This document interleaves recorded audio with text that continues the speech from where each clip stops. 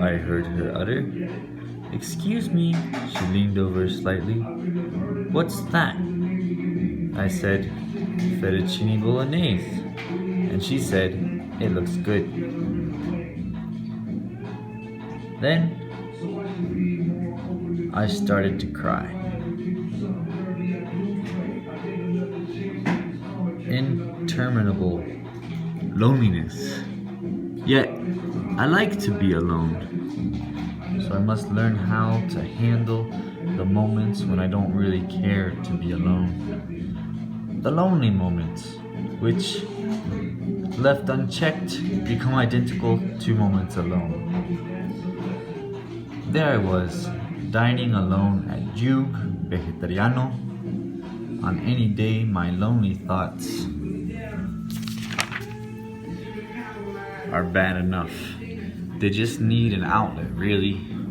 A regular conversation partner. And Charlie, my roommate, was so good to me in so many ways, and especially in that way.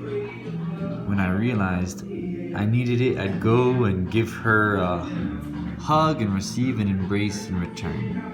She'd then ask me if I was okay, if I needed to talk, and we would talk or not.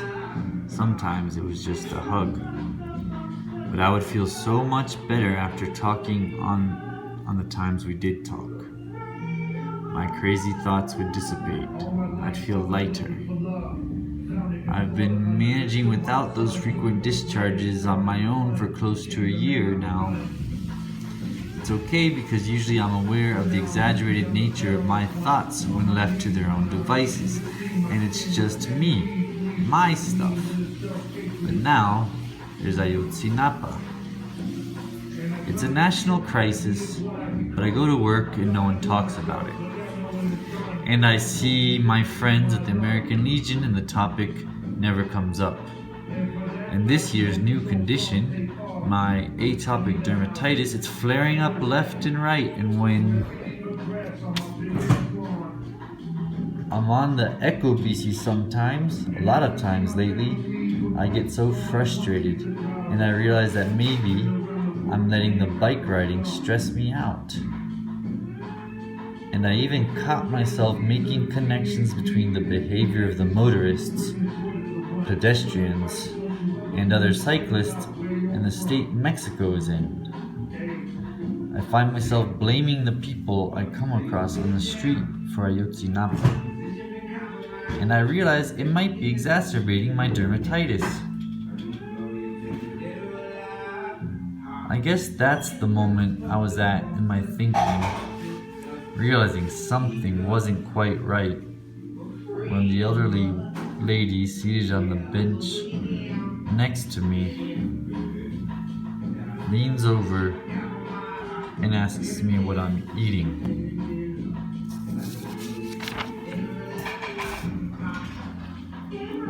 In her face, and especially in her eyes, I caught a glimpse of the late Grandmommy June. It moved me to tears. I felt her presence at this time of the dead, when the day before I had placed her photo on the altar I've slowly been putting up. And here I was, with all these lonely, desolate thoughts, and this lady with the gaze of an angel, with the countenance of June Malin Borja Canosa, asks me so sweetly what I've ordered. I was moved, and I couldn't explain it to myself at the time, or even now.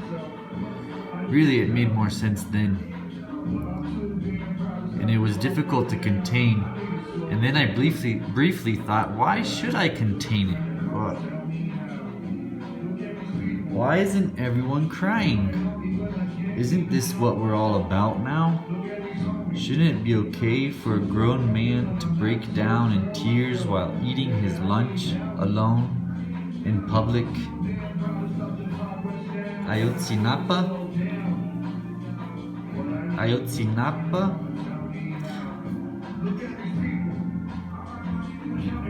But I couldn't cry as a political act. I got it under control. The moment felt terribly magical. Those eyes and that voice. They belonged to my grandmother. I knew I would have to speak to her again. I knew I would have to speak to the old lady again, if only to break the spell.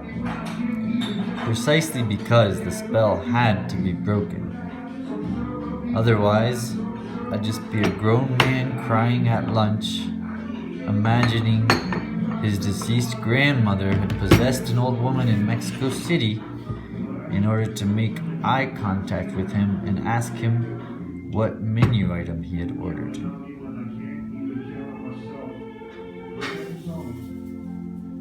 Her name is Daisy and she's from Scotland, though she's been living in Mexico City for some 20 years. She worked in the corporate world, now she does translations.